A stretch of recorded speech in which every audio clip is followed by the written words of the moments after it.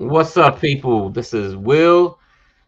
I am here, the Fight Gods. I'm here with my boy Ben. We are chilling back after a little 2 week hiatus. We were having some technical difficulties that were keeping us down. Internet problems. Spectrum sucks. That should be a hashtag for the show. Spectrum sucks, but we are back live doing our thing. Ben, what's going on, bro?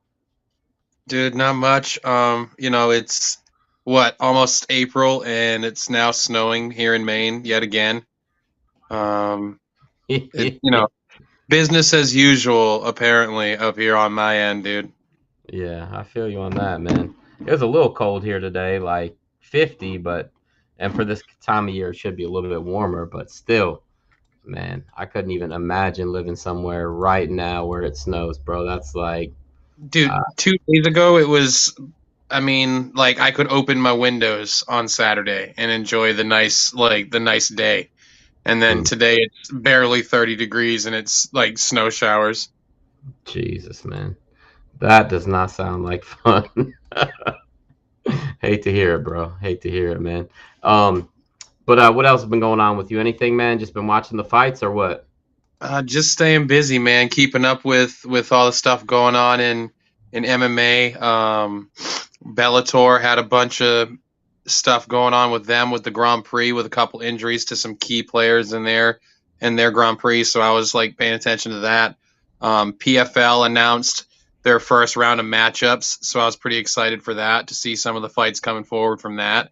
Um, UFC, of course, has been delivering every weekend, even when we weren't, doing shows. So we're off this weekend though because of WrestleMania. But Yeah, that was, no fights this weekend. I think they're smart enough not to try to run a fight night the same night as WrestleMania. yeah, probably wouldn't have been the best turnout for them as far as viewers go. But yeah, man, the last couple fight nights haven't been the greatest on paper, but man, they've been really good fight nights. And bro, what did I tell you, man? I told you they should have put Kai versus Askar as the co-main event, man. That was a hell of a fight, huh? That was I a mean, great fight. we'll talk about that fight when we get to it. But yeah, that was a great fight. I mean, I feel like the flyweights got a bad rep when they first came in Yep. because they weren't, they were all still trying to find their footing. Yeah. People kind of labeled the division as boring because A, Mighty Mouse dominated, and B, the early days of that division were dominated by some wrestle heavy guys. But now, man, these guys are so fast, so explosive, so durable. Like the Yeah. 125 division is on fire right now. It's freaking great, man, and yeah, it's wild, man. But yeah, let's go ahead and get into these fights, man. Let's talk about fight night, man. I was like I said, I was pretty impressed. There were some pretty damn good fights, some great performances. Even in the fights that weren't very close, certain fighters had great performances, man. The main event, we can start with that. It went exact. I almost to a T. I saw it going that way, Ben. I thought I thought that he would win by knockout. I really did. I was sitting there only because, man, like if you think about Curtis Blades kickboxing right now, he was kicking Derek Lewis's ass before he got knocked out when he shot. You remember that? He was putting on a kickboxing clinic, and looked fucking great. And everybody's like, "Oh, he's going to go out there and try to wrestle Chris and this and that." And I was like, "He shouldn't if he really does do that." I was like, "I think that'd be a mistake." And I mean, he got hit with some shots. I'm not going to lie. He took a few shots in that fight from Chris, but man, he's good, man. He hits hard. He's young and not real young. He's young enough. He's athletic, and I was impressed, man. I think one of his more impressive performances, man. What did you think of the main event? I mean, I'm pretty sure if you remember back to our like who we predicted champions were going to be show, I'm Mm-hmm. pretty sure I said that I thought Curtis Blades was going to be champion Yeah, by the time the year ended, just because he has the best wrestling the division's ever seen. People like to talk about Cain Velasquez and how dominant his wrestling is. He's literally doubled the amount of takedowns that Cain hit. I realized Cain had some injuries and stuff, but Curtis was doing those takedowns. I mean, in his sleep. He was taking Right. guys down and just absolutely obliterating them on the ground. I just, his stand up has to catch up, and being knocked out by the two heaviest hitters in the division is absolutely nothing to be ashamed of. I mean, if Francis hits most people, they're going to sleep. If Derek Lewis connects with most people, they're going to sleep. Man, Curtis looked good. I think with poor Chris Dawkins that it's just a little too much too soon. The Lewis fight was winnable because Lewis is sloppy.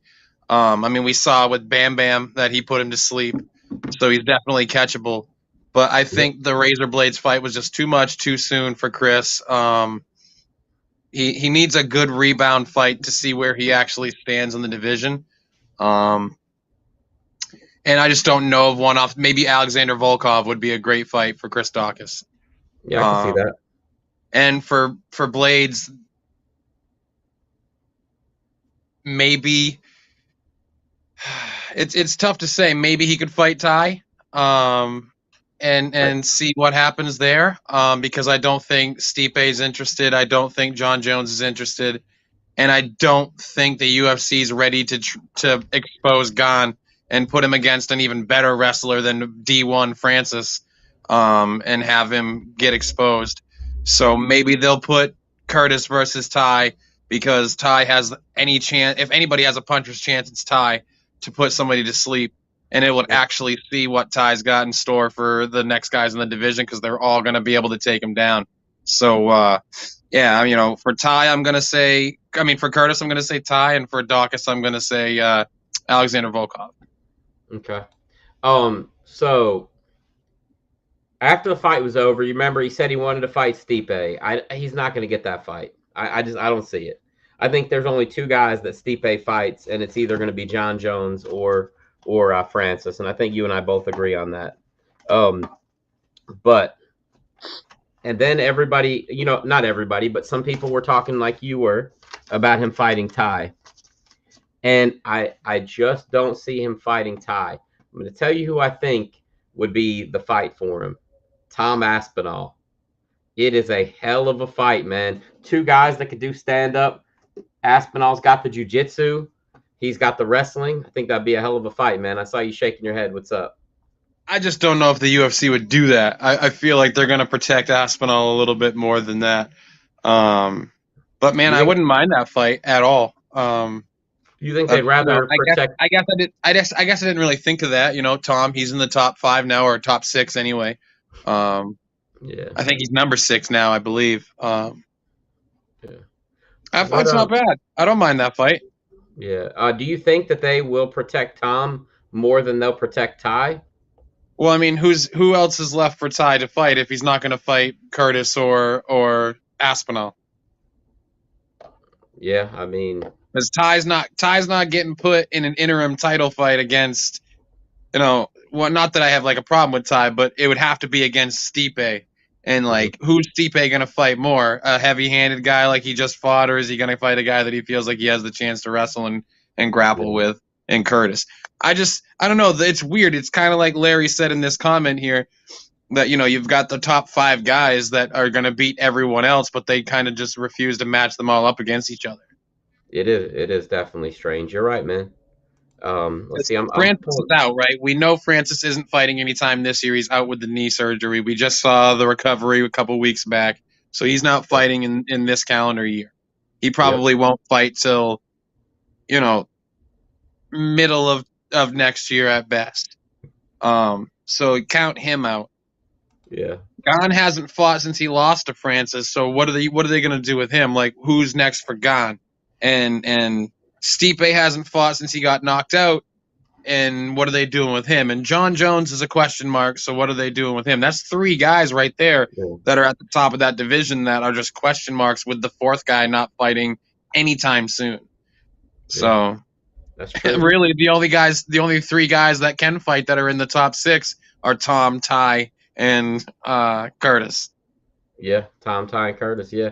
Hey, I had to smile, man. Just every time I see Ty as number 3 in the world, it just makes me smile, man. Just because I'm a big fan, but it's crazy because in no other division would a guy who's that one-dimensional be in the top be in the top 10. Either that division or the women's flyweight are the only two divisions that if you're one dimensional, but you win some fights, you're going to get in that top three, top five position.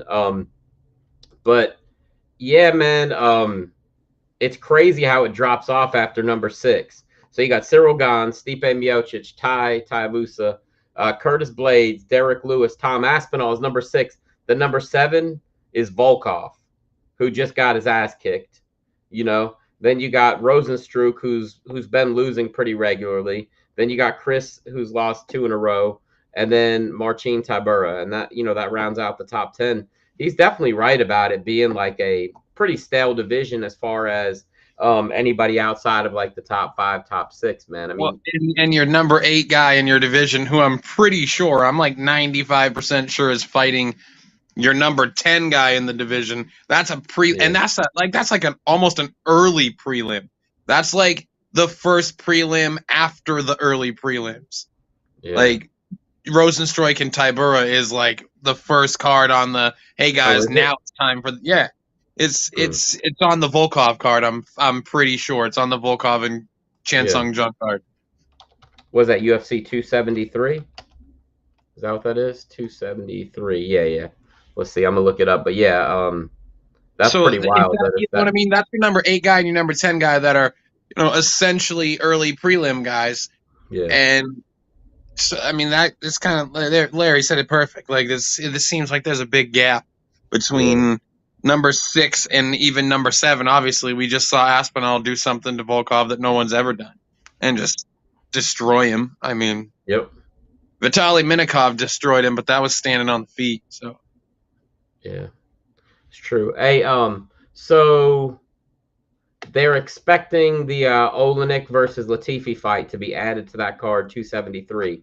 As it stands right now, there's only 4 main card fights, and Rosenstruck and Tybura are going to start off the regular prelims, not the early prelims, but sorry, that's what I meant. Like they're like it's like the early prelims end, and then it's those guys kicking off the card. Really, bro, that's got some sneaky good fighters on there, though, man. I mean, oh yeah, no, that card's gonna be great. Yeah, the first fight of the night, Kay Hansen's fighting. I mean, Julio Arce is on there. On the main card are there 2 25-minute fights? Is that why? There's 2. And I had heard that Hazmat Chimaev and Gilbert Burns was going to be 25 minutes. Did that ever come to fruition, or was that just a rumor? I'm not sure. So then, yeah, I'm one of those guys that tunes out the Chimaev stuff. Yeah. Hey man, Chimaev is a fucking maniac, man. But yeah, but yeah, and as far as Chris goes, that's an interesting one all in itself. And I don't want to sound stupid asking you this, but has he fought against Andrei Arlovsky yet? No.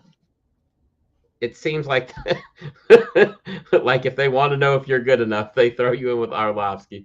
Hopefully they don't do that to him or Arlovsky. I know I said Volkov, but I bet it would actually be better if he fought like either the winner or loser of Rosenstruck and Tybura. Yeah, that wouldn't be bad. That wouldn't be bad at all. Because where is Chris in the top 10 still, or no? Yeah, he's number 9. He dropped to 9. All right, so he's right between those 2 guys. So yep, right in between them. Yep, makes sense if for him to fight one of those 2 guys if he's not going to fight Volkov, but. Yeah, so he could fight one of those guys, and the other one could fight Volkov. Really, they'll probably have Volkov fight Alexander Romanov because that's just what they're doing to Volkov lately. Is like the new guys, the up and coming guys, and Romanov's like one of their dudes they're pushing to the moon right now too. So he had that forearm choke in his debut. Remember, he just literally put his arm across that dude's throat and choked him out. Yep. So, so the co-main event, Alexa Grasso defeated Joanne. Not Calderwood, by submission, which I never saw coming. I thought she was going to box her up for 3 rounds and get a decision. I was pretty surprised that she got the submission, only because Grasso is not really known as that much of a submission fighter. I mean, am I wrong? I thought she was a jiu-jitsu girl. I thought she was more boxing. Just, I mean, that's what Maybe she. you can get her confused with somebody else in that division. Yeah, let's see. Yeah, her style is boxing, and she's a purple belt in Brazilian Jiu-Jitsu. But yeah, she comes from a boxing background. Um, but yeah, I was surprised that she was able to take the fight to the ground pretty quick. And I mean, bro, this is two pretty high end wins in a row. She's won three in a row, but to beat Macy Barber and then to beat Joanne, those were two, those are two pretty good fights on your resume to win back to back, especially in a division that sucks. I mean, it's literally the worst division. I mean, do you agree with that? That the women's, and it makes it even worse that I think the best fighter pound for pound is the champion of that division. I think Valentina is better than any guy or girl pound for pound. Um, as far as that goes, I think she's the most dominant fighter right now. Careful what you say though, because you just said that division's pretty weak. So is she just It beating is. cans, or is No, she well, actually, as you know what I I mean? said, well, no, what I was saying is it makes it worse because that division kind of sucks. You know what I Hopefully, it's mean? not because she's fighting shitty competition Yeah, though. I You know, know what but I? I mean, even up at bantamweight though, you remember she was Oh yeah, she's a killer, dude. I'm just yeah, giving you a hard yeah, time. Um, yeah. I think she's. yeah, no, Larry, I agree with you, and we'll find out this weekend. Watch Um, your mouth. it, and it's gonna be. I'm gonna kind of go all over the place here for a second, but if Alexander Volkanovski wins this weekend, there's a pretty good consideration that that guy is one of number one or two in the pound for pound list. I mean, we'll see what happens if he beats Korean Zombie, but Volkanovski's pretty good too. Yeah, he is. I mean, like I said, I think right now, as far man, I won't even say pound for pound. I'll say as far as champions in their division go, I think Valentina's the most dominant right now. Um, but Volkanovski's pretty freaking nasty. When it comes to like as a dominant champion, I just look at who they're beating, right? Right. Um, so the reason to me that John Jones never got the GOAT title was because he beat a lot of guys that were on the downswing of their careers. He was picking off legends that were on the way out, like Rampage and but like just some of those Yeah. guys. But anyways, that's a different topic for a different day. Shogun. But Yeah. right, exactly. Shogun and Machida wasn't ever the same fighter after the first Shogun where he got knocked out. But Right. anyways, that's Right. another fight, another talk for Yeah. another Yeah. day. Volkanovski beat a guy that was considered for a little while the pound for pound guy on the planet in Yeah. Holloway. I mean, debatable or not, he beat him twice, and then he beat Ortega, and now he's fighting Korean Zombie, who's been considered one of the best in that division for a long time. So, I mean, you're right. we'll see what happens. But anyways, as far as Alexa Grasso goes, I'm gonna shout out to our boy Nico, and I'm throwing Joanne Wood on the suspect list because this is 0-3 for her. I think when she was on her win streak, she tricked a lot of us into thinking that she was a top fighter in that division, and we kind of rode the train for a little bit because she's been around for a while. But man, she somehow looks worse and worse in her in her most three recent losses. There's Yeah. no chance of her ever sniffing the top of that division again. Good for Alexa Grasso because it's a name for the mantle. But how much is that name worth when you've lost three in a row and worth like convincing fashion? As the fights progress, I just think that she's and Nico, just shout out. Yeah. I'm with you. You were breaking up just a little bit there, Ben. But let me just say this, man. You remember she was like getting ready to get a title shot, but she took that last minute fight against the girl who fought Jennifer Maya. Yeah. Lost the fight, lost her title shot, and then she's just kind of fell apart since then. Well, she lost to Jennifer, and then she lost right after that. She won right after that against Jessica I, but then she lost to Murphy, Santos, and now Alexa. Right, Murphy, Santos, and Grasso. There we go. So she's lost 4 of her last 5. Is that what we just figured out? She has lost one, two, three, five of her last 7 fights. All right, Mm, so exactly, she's on the suspect list for sure. I think she just yeah. she tricked us into thinking that there was something there, and I fell victim to it because I picked her to beat Maya, and I picked Yeah. her to beat I don't think I picked her to beat Santos because I mean No. we all know what's there. I Yeah. mean obviously. You picked her to Um, beat Lauren Murphy, probably. oh, dude, yeah, I definitely Yeah. did, but you know, it's just it sucks because Joanne's a good name for that division, but Yes. there's not much left for her at the top. Oh man, I don't know if you noticed my shirt tonight. Did it come with a free boomerang, bro? It should have, bro. Like I don't even know, man. Like one day I was just looking around at some Reebok shirts and I was like, you know what? I like Fabricio Verdum. I'm getting Dude, his that's shirt. a sick shirt. Yeah, I've never even seen a Fabricio Verdum shirt, bro. I was like, I'm getting that thing. I thought it was pretty badass. So bro. I So thought my I'd wear best that tonight. Mauricio Verdum story is we were at like a big get together, a party. There was a bunch of us there, and we rented where he fought Cain Velasquez. And I Mm-hmm. was the only person. I mean, and there was, 15, 20 people there, and I was the only person that picked Fabricio to win that fight. Mm. And when he won, I was standing on the table screaming, just "Ah!" They kicked me out. That's hilarious. Yeah, I definitely didn't pick him to win. I'll go ahead and throw that out there right now.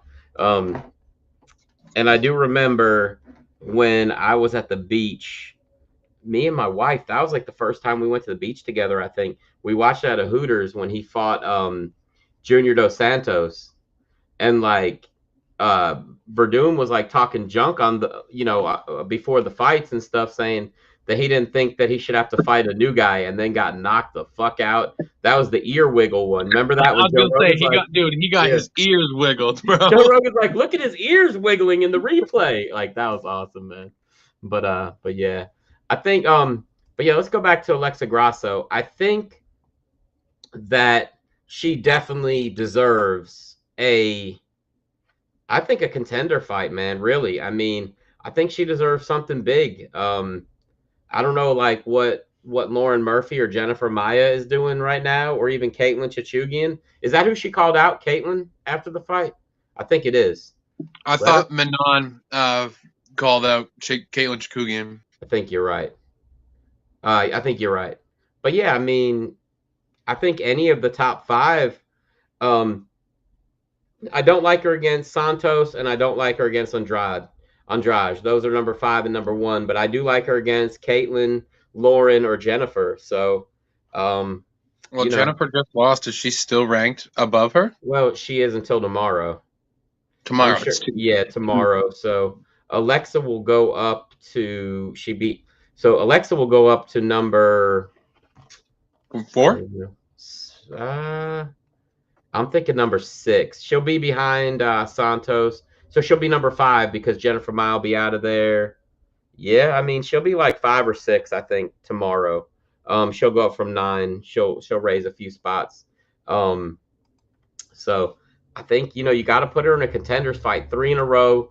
And bro, at the end of the day, it's about money. And you saw how big it is for Mexico to have a champion when Alex no, Brandon Moreno. I was won the title. I was Alex Moreno. I went to school with that dude. I think I'm pretty sure. He's also a welterweight. Oh, there's a welterweight named Alex Moreno. Yeah, Pretty great sure I white. went. Okay, yeah. Oh, yeah, yeah. I know that dude too. Yeah, I'm pretty sure I went to school with one though. Um, yeah. Oh, yeah. You're talking about he's talking about Alexa had a good fight with Carla Esparza. But yeah, so she went up to 125 though, Larry. Instead of staying at 115, right, Ben? She moved up since then. Yeah. So I think just one more fight, and I think she gets a title shot. But it's got to be against somebody quality, man. And right now, with the way things are going, if it was me, I would call for the Lauren Murphy fight. That would be who I'd pick a fight with. Because I don't like her, like I said, against Andrade, and I don't like her against Santos. And I think the biggest, name because she lost to Valentina not that long ago would be her. Would be If Lauren Murphy. if I'm matchmaker on the UFC, the 3 most impactful matches that you can make out of that top 6 girls in the division, that are gonna give you some clear-cut answers. You got to do Talia Santos versus Andrade. Yeah. You got to give Manon Fiorot Chikugian. You have to. I mean, Manon is one of the most well put together up and comers. I mean, even more so. She looked amazing in her Yeah. fight with Jennifer Maia. Oh Like yeah, she yeah. He killed absolutely, it. she did more than, I mean, Valentina was kind of in trouble in that first round against Jennifer Maia for a minute there, and Yeah. Manon never was in trouble for a minute. So you got to give her that fight, and then give Yep. Lauren Murphy to Alexa Grasso, because it kind of Yeah. kills 2 birds with 1 stone, right? Because you're gonna find out if Lauren Murphy belongs where she's at, and you're gonna find out if Grasso's ready for that level. Yeah. So You're right, man. You're right about that. And as far as Joanne Wood goes, I mean, bro, she's gonna drop big time in the rankings. She's number 7 right now. She'll probably drop down to somewhere around number 10. Um, and unless she's fought, I wonder if she's fought Cynthia Cavillo before, somebody like that, or maybe Casey O'Neill. I think she's gonna be right around those two. Um, that wouldn't be horrible for her. Hey, is I think Casey O'Neill is fighting somebody. Casey O'Neill? Let me see something real quick. Oh, is she? She's already scheduled with somebody, because she fought like a month ago. Remember when she cursed out the crowd? She's like, "Hey, fuck you!" I loved it, bro. That was one of my favorite. Maybe it was like a they should make this fight thing that I saw. Yeah, if she's not fighting anybody, that'd be a great fight for Casey O'Neill, just to be able to move up the ranks. You know what I mean? Um, let's see. I'm looking right now because I may have seen that she's fighting somebody. That might be why she's on my mind. She fights Jessica I in July. Yeah, that's right. Jessica I in July. There you go, bro. Sounds like a song. Man, she's fucking impressive, bro. She's gonna be a problem. She really is, man. She's tough. She she finishes fights, man. Like, serious. Like, I mean, out of all the fighters in that division, the one that I could see being like the next one to rule the division, and I'm not saying she'll beat Valentina, but I could see it being her, man. I mean, she has fucked these girls up, bro. Like, I know she won a split decision against Roxanne. I thought that it should have been unanimous, but besides that, bro, she's finished her other 3 UFC fights, and even before she got to the UFC, she finished the fight before that. I mean, she's won. She's 9-0, and she's finished 5 of her last 6 fights. That's pretty damn impressive, man. That's that's nothing to nothing to overlook. What are you laughing at, man? That I'm just eating on. Oh I yeah. can't stop eating. Hey, bro. I started my little collection on my desk, and Macho Man was first. So it's I decided it's gonna be an all heel collection. So number 2 is Skeletor. That got added this weekend. So yeah, I gotta keep the That's stable right. going. What's that? I said that's right. Just Yeah. I have like a little man cave type deal that I have in my house it's not like I don't even actually go in there. It's just like a room where I have all the collectibles and shit that I've bought. Yeah. And I have like a whole part of my wall that's dedicated to Cobra Commander from G.I. Joe. Nice. It's like the That's heel wall in my room. awesome. That's awesome, man. Yeah, I gotta keep on rolling with that, man. And yeah, so let's see, the fight before that, then there's not a whole lot to say about this fight. I mean, it was an awesome fight, Brian Barberina versus Matt Brown. But I mean, neither guy is going to have any impact on the division in the next for the rest of their career, pretty much. You know what I mean? It's kind of like Arlovsky when Matt Brown fights. It's kind of like Arlovsky fighting. Cool, it's good, it's nostalgia. It's always going to be a decent fight, but it's like, there's not really anything coming from it. Which is kind of disappointing, but whatever. Um, but yeah, man. I mean, I thought Matt Brown won the fight. He lost a split decision. What did you think about that fight? I also picked Matt Brown to win, though. So that may sway my judgment some. You know, I can't really I can't leave See, I that part out. I watched. This was the one fight that I Mhm. wanted to sit down and watch, but I didn't get a chance to.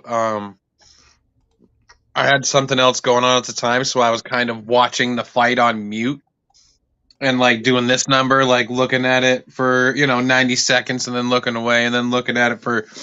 But to me, the problem was that neither guy did enough to win. So I thought it was at best like a draw. I didn't think that that either fighter did enough to really seal a round.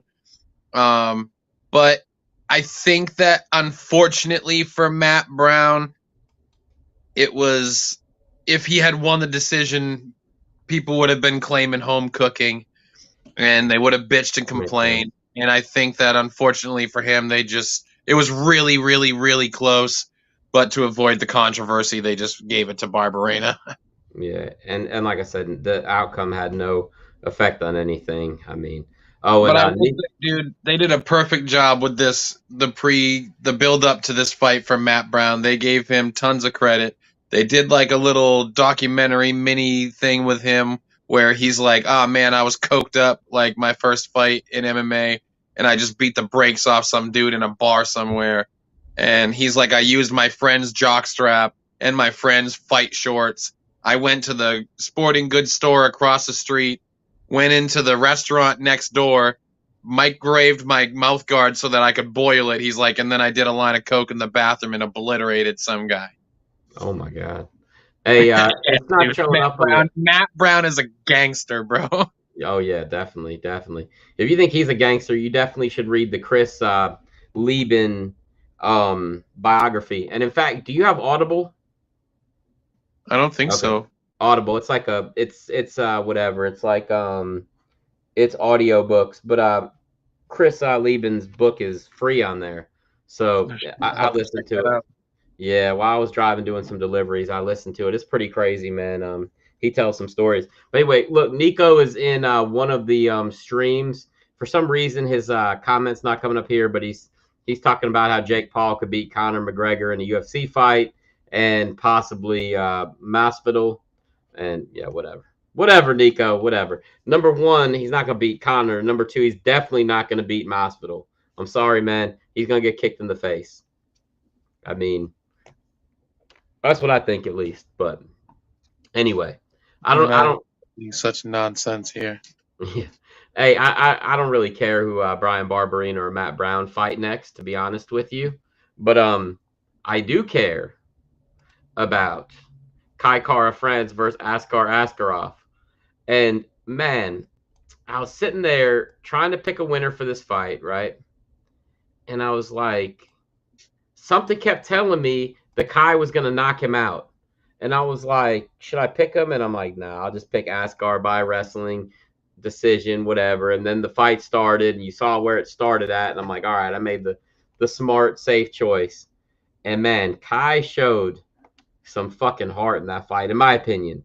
Because most people that Askar takes down, they don't get up and they don't ever recover between rounds. And I felt like Kai actually, it seemed to me that he got stronger as the fight went along, really, as far as energy and stuff. Because after the first round, I thought he was cooked, but really it was the opposite way, you know? I mean, what did you think of this fight? I know you said you had a lot to say about it. Yeah, so I mean, we can go back into mine and yours Yeah. conversation, and I'll screenshot it where I said to Yeah. you, like, I really want to pick Kai. Yeah. Like, Yeah. I No, I know think you do. Kai's gonna win. And Yeah. I was Yeah. like, You're but right. the Yeah. consensus thing would be to pick the grappling dominant wrestler who Yeah. absolutely smothered Joseph Benavidez, right? That was just Yeah. like the thing that was, it just was the normal thing to do, right? I mean, Kai was an underdog anyway. Yep. So it didn't seem like a stretch, but I even said, like, I Yeah. think he has a chance here. And you said you really wanted him to win too. I You know. think the fight was closer than people give it credit for. I personally was worried about the decision going for Askar because a lot of times judges will give the guy who's pushing That's forward right. and going for the takedowns, and they'll give them that. But once they showed the replay, and they showed some of the slow motion shots that Kai was landing. He was doing more damage. He was defending the takedowns. I think at one point they showed that Askarov was like 3 of 13. Yeah. So, you know, it was one of those fights that you have to watch twice to really get it all, I think, because there was a lot of shit going on. But man, I'm super glad that Kai won. Davison called him out pretty much as soon as the fight was over, said, piss off, Brandon Moreno. I don't want a fourth fight with you. I want to fight, I think he said the dirty Kiwi or the stinky Kiwi or something like that. Yeah. Yep. And I think that fight would be absolute fireworks. I think it would be equally as exciting as Moreno and Figueiredo. I think that the styles just blend well. Kai's one of those dudes that he's going to go out if he doesn't put you out. And I think that's perfect. I mean, that would be a hell of a fight. Yep. I agree with you, man. Karov, that's a weird position for him. Maybe Brandon Royval, if they haven't fought already. I don't think that they have. I can check though. Nope, doesn't look like it. Nope. Yeah, that's not a bad pick. Askarov's fought a bunch of those guys already. So yeah, I mean, yeah, because like he's already fought Pantoja, and has he fought Perez? Let's see.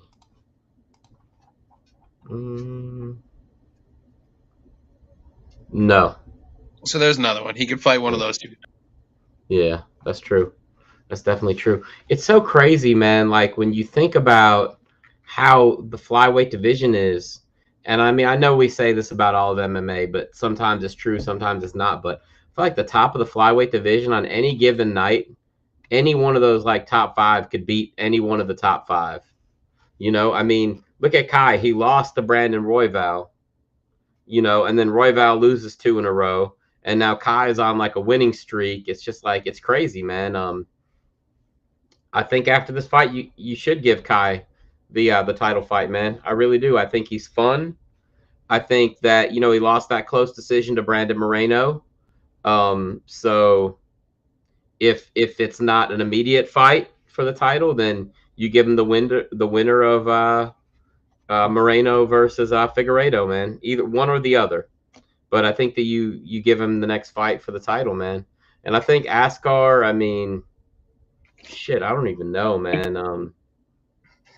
If, in my opinion, if Brandon Moreno doesn't get the title fight right now, or if Brandon Moreno loses the title fight, I think a rematch between him and Askar is a good fight because, you know, they had a draw the first time.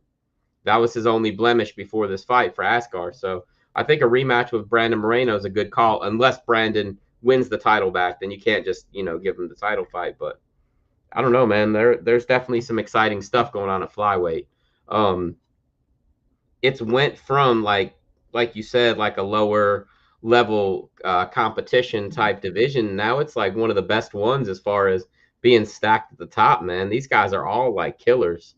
Well, the unfortunate thing, right, was that it took the Mighty Mouse losing for the division to open up a little bit because his dominance was so great. Yeah. But you can even look back at Mighty Mouse's record. He was finishing guys, so it's not like he didn't try. Right. But he was just nobody saw it happening. Even on the guy's best day, nobody saw Mighty Mouse losing, right? Right. So I think that was part of it. Was people were just like, well, it's another pay-per-view where Mighty Mouse is going to smash this guy, so there's no point, right? Like the flyweight division is boring because Mighty Mouse is just crushing everybody. So yeah, I mean, he was.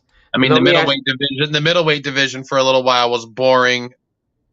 If you watched Anderson Silva's fights, because you knew it was going to happen, right? I mean, everyone was like, well, we'll tune in to watch Anderson tool this guy, but he's going to tool this guy. So, you know, it was everybody else for a little while kind of chasing after Anderson. That was exciting in middleweight for a little while. Yeah. Okay. Yeah, I mean, that's true, definitely. Let me ask you this, man. If Cejudo would have stayed at flyweight, you think he'd still be champ, or do you think he'd be in the mix with trading the title around with these guys. No, I think he would still be champ. Yeah. You think he would have beat Figueiredo? I do. Yeah. Okay. Hey, I got a couple more comments from Nico. He said Barberina stole the fight at the end. Matt still performing like that is crazy, though. The crowd only reacted like that because of the location, but Matt didn't do enough. And Jake does yoga. He's super flexible. He may be the one doing the kicking. Get the fuck out of here, Jake. Paul isn't kicking anything, man. What's he gonna do? Some Billy Blanks, Tybo, bro? Come on, man. Um, I agree with Nico that Matt Brown didn't do enough to win to take that. You know what I mean? But I could see that. Yeah, it was definitely a close fight. I it was mean, a good fight. Yeah, Matt Brown at 41 years old. I mean, in his little we'll go back to Matt Brown real quick. In his little pre-fight interview there, he even said he's like, I'm gonna go until the wheels fall off. He's like, I'm gonna fight until I feel like I can't fight anymore. He's like, yep.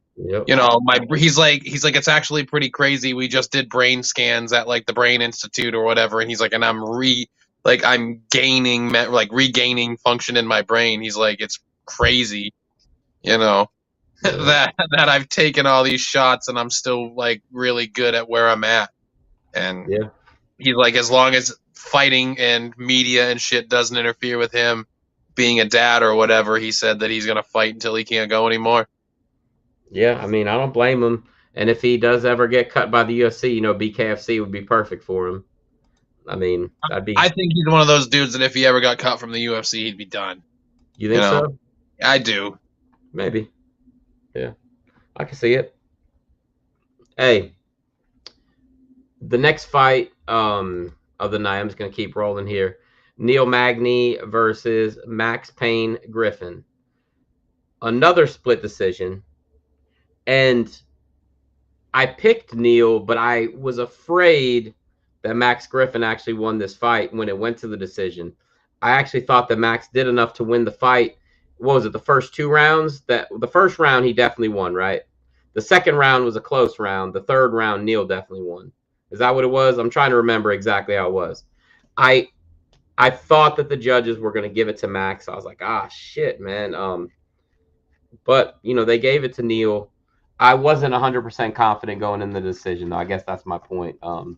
Because that was a pretty, I thought a very, very deserved split decision. You know what I mean? I think that it should have been a split decision based on the way that fight was. What about you, man? And I could have seen a draw even. This was a fight for me that I had a hard time being super interested in because no disrespect to Neil Magny, but he's just one of those guys that if I'm watching the fight in my living room by myself, I'm doing this. Mm-hmm. You know what I mean? Because it's jab, jab, jab, press, press, press, repeat, repeat, repeat, right? I mean, and I think Max Griffin has overachieved a little bit, beating some of the guys that he had beat. So I was actually surprised how competitive this fight was. I thought Magny was going to kind of just jab his way through him and take him down, and then wash, rinse, and repeat, right? Like the Magny special. Yeah. But Griffin surprised me. He's game as hell. He's got some good stand up. It's a little unorthodox, but he's got some good stand up. He's got some good power. Some of those shots really hurt Magny hard. If you're scoring the fight off damage and like the significant strikes, I thought Max Griffin. I mean, I don't think they showed it on the fight that Max Griffin landed more significant strikes than Magny did. So I agree with you. It could have been a draw, and I wasn't surprised either way. With the way like it was a split decision, but I wasn't like, oh shit, that guy got robbed. It was really Yeah. close, and I just think the way Magny ended the fight, landing some big strikes towards the end, is what really sealed the deal. But like I said, all respect to Max Griffin, because like I said, I kind of was giving him not enough credit before this fight, but he's a tough dude. So Yeah. That makes sense. Next up for Neil Magny. Danny Rodriguez. Really? I can see it. I was thinking a little differently, only because the fact that the two people right above him, actually the three people right above him, are are Sean Brady, Masvidal, and Stephen Thompson. Obviously, he's not going to fight Masvidal because Masvidal only fights in these like headlining big name fights. But I could see him fighting Sean Brady or Stephen Thompson. I'm surprised him and Wonder Boy haven't fought yet, actually. And I think that Sean Brady, they keep bringing him up kind of slowly. He doesn't have anything scheduled, and he beat Chiesa when, and I can't even remember when that was. Let me look it up real quick. But I don't know, man. Oh, he beat Chiesa in November. I mean, and he hasn't even got anything scheduled yet. He's kind of been on ice, and I don't want to see him fight Wonder Boy or somebody like that. I don't want to see Wonder Boy get hurt, but at least Magny, I feel like could survive the fight at least. With I mean, I don't think I'd like to see him fight Wonder Boy, only because I'd be worried that whatever's happened to Wonder Boy his last 2 fights would just be the same thing. It would be takedown, hold him there, and go for it. It would be the Magny special: jab your way in, get him to the fence, and pull him down. Yeah. So I just think that Magny's in a position where the guys that are ahead of him have beaten him and beaten him convincingly, so he's not going to get much further up than he is right now until that mess at the top of the division gets clean. So I think that they'll use him as a position to kind of catapult guys. That's what they were trying to do with Griffin, was give him a win over Magny. Daniel Rodriguez is on a pretty good winning streak. He gets better with each fight. It's no knock on Magny. I think it would be more beneficial to Rodriguez. Like, it would be a good name. Excuse me. That's the only reason why I suggested that. Right. Because, like you said, he's not fighting Masvidal. And I don't think is Brady ahead of him? Ahead of who? Yeah. Magny? No. I don't. Magny. I think. Let me see real quick. Magny is. I think he's one behind Brady. Actually, let me look. Yeah, he's one behind Brady. And I know that typically, like, fighting one back wouldn't be a bad thing, but I don't think they'd have Brady do that. Yeah. I think he's one of those guys that they are only pushing forward. Who is Bilal fighting next? Luque? Yes. Okay, so when Luque beats him, Bilal Muhammad might be the next guy. Beats him for a second time. Yeah, then Brady might be the next guy to beat on Bilal Muhammad, because that would be a big jump in the ranks. Do they train together? Are they both Chicago guys? I don't know, maybe. Or is Sean Brady a Philadelphia guy? Sean Brady is... He's a Philly guy with Paul Felder and the Dawkins brothers, I think. Yeah, he's Philly. Yep. You're right about that, man. Yep. Philadelphia, Pennsylvania. Hey, man, play it to the bone. They said if two fighters are fighting and you don't know either of them, if one of them's from Philly, pick that guy. He's going to win. Bro, that's so weird that you mentioned that, because I was talking about that movie last night. The specific part where... Huh? Such a classic movie. I love it, bro. A lot of people don't like where he's like, build 1,000 bridges. Yeah. And they don't... And yep. But you suck one dick, and they don't remember you as a bridge builder. And they don't remember the bridges you built. Yeah. Oh, man. I love that movie, man. I do. It's not for everyone, but I'm a big fan of it, bro. Oh, man, me too. I saw it had an 11% on Rotten Tomatoes. I said, who fucking... Screw these people. That movie's great. Yeah. Bro, they're the same assholes that talk shit about Ready to Rumble. Same people. Don't drink when I'm talking, man. Oh, that's funny. Hey, look, I gotta ask you about this, man, because I was like, what the fuck? Like, I didn't know much about this next fight. I know Mark DeCassi, whatever. Oh yeah, Mark DeCasey. Bro. Did this dude just shit the bed, or is he just not as good as people thought he was gonna be? This Borshev guy. What's the deal with this, man? Dude, I think he just shit the bed, and I think that Mark DeCasey was fighting for his life, dude. Yeah. DeCasey's a great fighter, dude. He's very exciting. I think he won 3 in a row to come out the gate. He's been a little inconsistent. He was on a little bit of a streak, and then he lost again. And he's a British boy. He so he's got a big following in the UK. And man, since when did these UK boys just wrestle? I mean, man, what a clinic this guy put on for 15 minutes. Yep, that was insane. You know, there was a time when there was actually talk of a fight between him and Conor McGregor. I mean, that's how like big he was when he started in the UFC. Like you said, he won 3 in a row. 2 of them were knockouts, and like he was on a hell of a run at 12-0. And like people are like, oh, he should fight Conor. He should fight Conor McGregor. I mean, they kind of went in different career paths, but um, you know, he definitely fell off, losing 3 in a row, including that submission to Dan Hooker. But since then, he's bounced back. And look, MMA math. I mean, he did beat Joseph Duffy. Let's not forget, man. So, you know, he may have done good against Conor McGregor. MMA math works, right? Joseph Duffy literally got a job in the UFC because he beat Conor McGregor. That is it. And then couldn't do anything with it. Well, they were trying to like rebook that fight, right? Like that was going to be Yeah. a plan originally, was to see if they would meet somewhere along the line, but it didn't work out that way. Yeah. Oh, yeah, yeah. And by the time he got to the UFC, Conor would have whipped his ass seriously. Speaking of which is a great fucking segue into our next topic of conversation. I have to What assume. you got? Mm-hmm. Speaking of guys that fought before and are destined to fight again, in MMA news, Sean Strickland, who's on a 6-fight win streak in the middleweight division, 6 fights, 6, is fighting former kickboxing world champion and former 2-time beater of Israel Adesanya, Alex Pereira.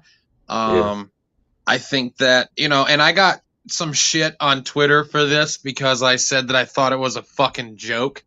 And that if you're any kind of contender in the middleweight division, I would be furious that a guy who had to grind out a decision over Bruno Silva is now fighting the number 3 or 4 ranked middleweight in the world because he beat Israel Adesanya 5 fucking years ago. Like, come on, man. Like, Israel Adesanya is not that same guy that he was back then. And I get it, right? Because there's like a narrative built in and it's going to sell tickets probably. Is it going to sell tickets though? Like, maybe. I don't know. I mean, most people only know this guy because he beat Izzy in kickboxing years ago. Right. Like, I'm not definitely knocking down the door to, people are like, oh yeah, because Izzy lap in the division is better. Well, a fresh matchup with Cannonier is not lapping the division. And Cannonier is a guy who's earned his spot. Like, Pereira has, I think, 6 fights total in MMA. That's Strickland's current win streak against guys that are ranked in the division. Yeah. So, you know, I just think it's shitty. And they're just, either this guy's going to get exposed and the experiment's over, or a guy who's not deserving of his ranking is going to be a top-ranked contender. So I like how they did try to give him a top-ranked contender without actually exposing him to anyone with any grappling prowess. Strickland's not a bum, but he's not, he's not fucking Robert Whittaker or Derek Brunson or that guy that, why can't I remember his name? Andre Muniz, even, you know what I mean? Like, come on, man. Jack Hermanson. Right. You're not exposing him to somebody that could take him down and put him on his ass and just leave him there. Or Marvin Vittori or Paulo Costa. Any of them. Who's Vittori fighting? Is it him and Whittaker? Yeah. Yep. Yeah. Okay. They're fighting this summer. So look, this is what I think is funny, and I noticed it a few weeks ago, and now all of a sudden it makes perfect sense to me. Do you know who is ranked number 4 in the middleweight division? You just said it, like Sean Strickland. But do you know who else is ranked number 4 in the middleweight division? Paulo Costa. I was going to say Paulo Costa. And Derek Brunson. They have a 3-way tie for number 4. So as soon as this kid, if he could beat Sean Strickland, he's going to be ranked number 4, and they're going to give him that title shot. Guarantee you they will do that. How do you have a 3-way tie for number 4, and then the next guy is ranked number 7? That's kind of like, there's no other division that has 3 people tied for 1 place. I don't even see any other. Okay, there's one other tie, and it's number 9. Pedro Munoz and Song Yadong are tied for 9th in the bantamweight division.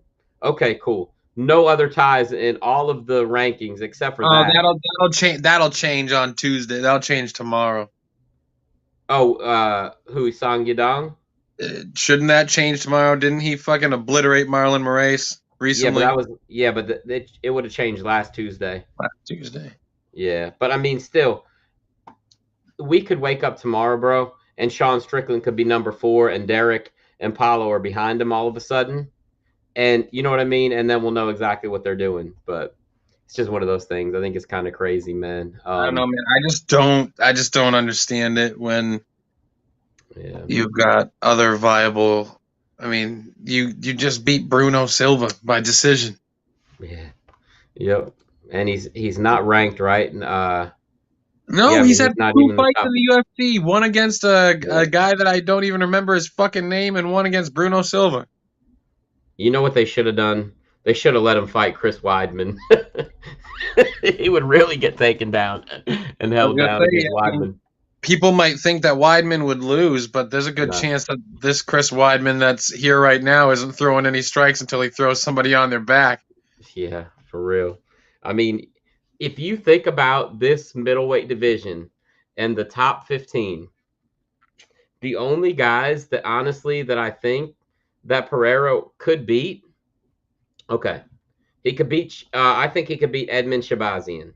Okay, that's 15. Yeah. 14, Chris Weidman. I don't think he could beat Weidman because I think he'd get wrestled. Okay, Andre Muniz is number 13. Brad Tavares is number 12. Nasruddin, you think he'd beat Tavares? I do. What about Andre? It's hard to say because I don't know if I've seen Muniz against anybody with the level of striking that Pereira has, because he's obviously no bum. He's not a slouch. I'm not trying to say that this guy is a turd or anything. No, but he's not. He doesn't belong fighting Sean Strickland. Period. I don't, because of something he did years ago. I mean, I agree. That would be like me saying back in 2009 I was rookie of the year in my wrestling company, so I get a title shot today. Like that's not how that fucking works. You earn it. Like, so like in any other sport, you don't get to say I beat the World Series champion in the regular season 10 years ago, so I get to go to the World Series now. That's not how it works. Bro, you remember the movie The Great White Hype? Yes. That's that right there. He beat him as an amateur, so they just take this kid out of nowhere and set him up to fight the heavyweight champion of the world who gets his ass kicked. But people always shit on the UFC for doing exactly what they're doing here. Right, rankings mean nothing to them, so why have them? Look, but Ben, this is where I was going though. Okay, so you get to the top 10, right? Kelvin Gastelum, I think that'd be a toss-up fight if Kelvin decided to wrestle. Okay. I think that Uriah Hall and Darren Hill, they'd probably have a rough night with Alex Pereira. But then you get to number fight each other anyway. Yeah. But then you get to number 7. Jack Hermanson could out-wrestle him. Paulo Costa could out-wrestle him. Derek Brunson could out-wrestle him. Marvin Vittori could out-wrestle him. Robert Whitaker could out-wrestle him. The only non-wrestlers up there were Sean Strickland and Jared Cannonier. And Cannonier's going for the title fight. So I think Sean Strickland just got the fight by default. Because all the rest of the top 10 pretty much are wrestlers, or at least proficient in wrestling. I mean, Costa would stand and bang with him, right? But there's a chance that the Incredible Hulk-sized Paulo Costa could put him to sleep. I just feel like it's suspect. The whole thing is suspect. Like, the matchup is suspect. The leapfrogging over 20-plus guys is suspect. Like, it literally doesn't mean shit to me that you beat him in kickboxing. It means nothing to me. Absolutely nothing. It reminds me even if Pereira starches Strickland and then starches Adesanya, it still means nothing to me that you beat him in kickboxing 5 years ago. Like, it just doesn't mean anything to me anymore. Reminds me of Pat Cummings' debut in the UFC. You remember that? Yeah, I do. They brought him in to fight DC, and like, oh well, they were on the wrestling team together, and he started saying that DC cried during practice and stuff. Well, they're gonna fight each other. This unranked guy is gonna fight our number 1 contender, light heavyweight. It was on short notice because somebody had gotten hurt, but still, it was like this guy doesn't belong in the cage with DC and got his fucking ass kicked. I mean, it reminds me of that a lot. But like I said, I could be 100,000,000% wrong, and he comes in and he fucking slaughters both him and Izzy, and he's the champion. And then what? Like, then what do you do, UFC? Then you have to. You can't just keep cherry picking guys around him. That he's gonna have to fight those guys, and he should do it now instead on of his way up instead of his way down. on his way up. Yep. So anyway, anything else you wanted to talk about tonight, Ben, or do you want to wrap this up? And we're going to be here Thursday for the WrestleMania preview show. I know Nick is going to be in the house, Nick Lee, and I don't know who else is going to be here. We'll see, man. I'm going to try to get a couple other people in here. But what else is going on with you, Ben? Anything else?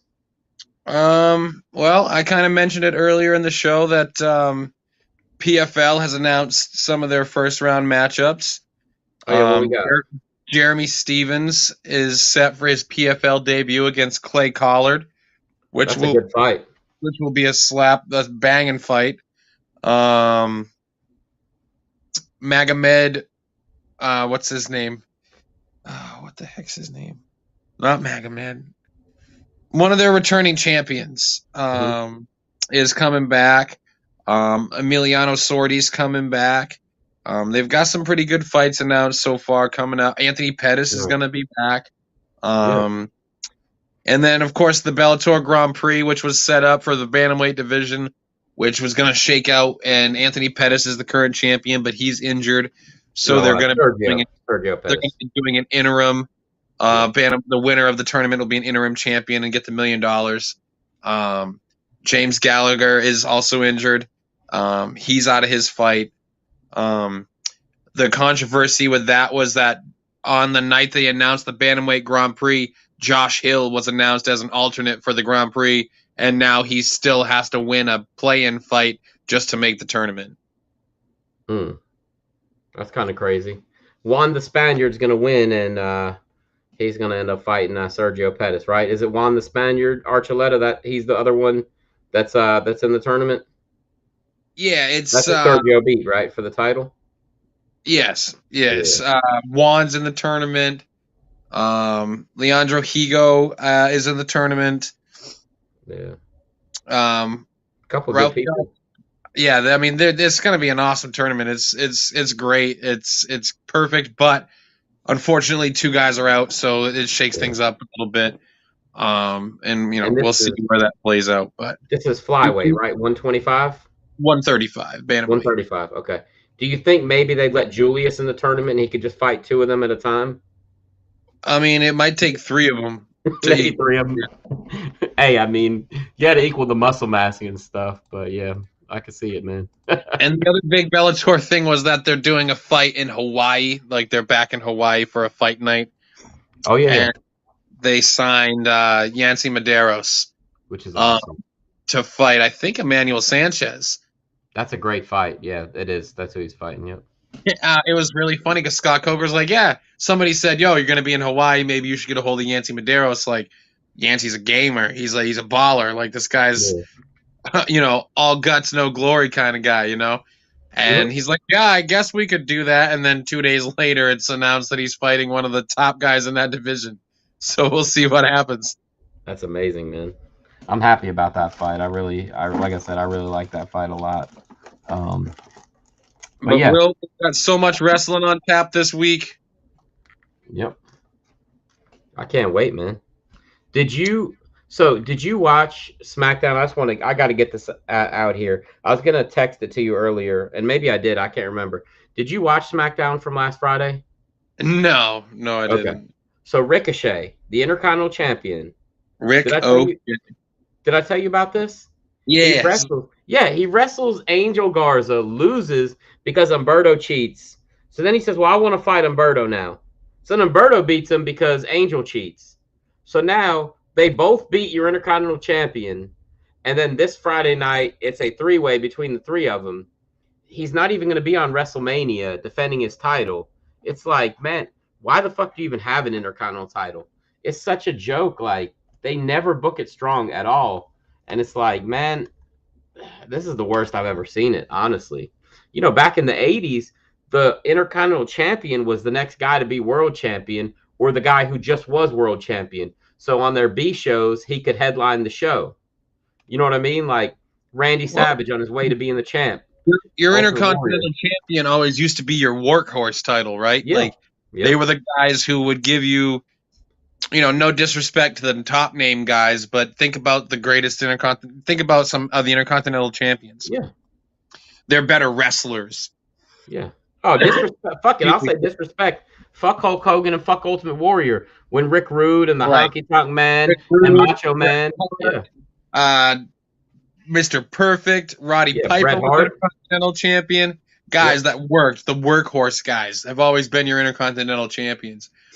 And even your United States Champion, because even in WCW, a lot of the U.S. guys, until the NWO took over, the U.S. Championship was like your pre heavyweight title run, and you were a workhorse, and you were going to be putting on some of the best matches on the card. And Ricochet's that guy. He could have those matches. He could have some of the best matches on the card. But the title's been buried for so long that it's part of the gig now. Being Intercontinental Champion doesn't mean shit except for you have to be on TV more.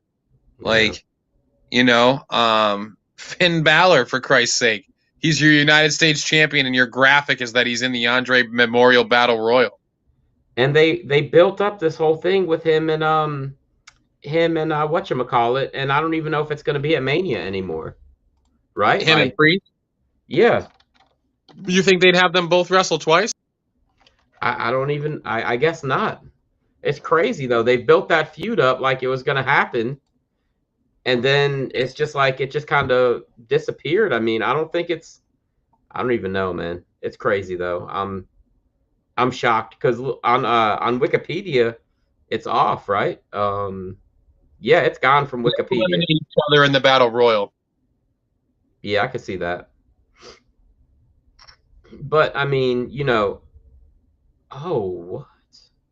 But we got Drew McIntyre fighting Happy Corbin, which whatever. That's so important to have it on there, but we don't get a United States or Intercontinental title match. It's just weird, man. But we're gonna dissect all that. We're gonna have a super episode on Thursday. But yeah, man, let's go ahead and wrap this up, Ben, and we will reconvene Thursday night, 9:00 for the WrestleMania episode.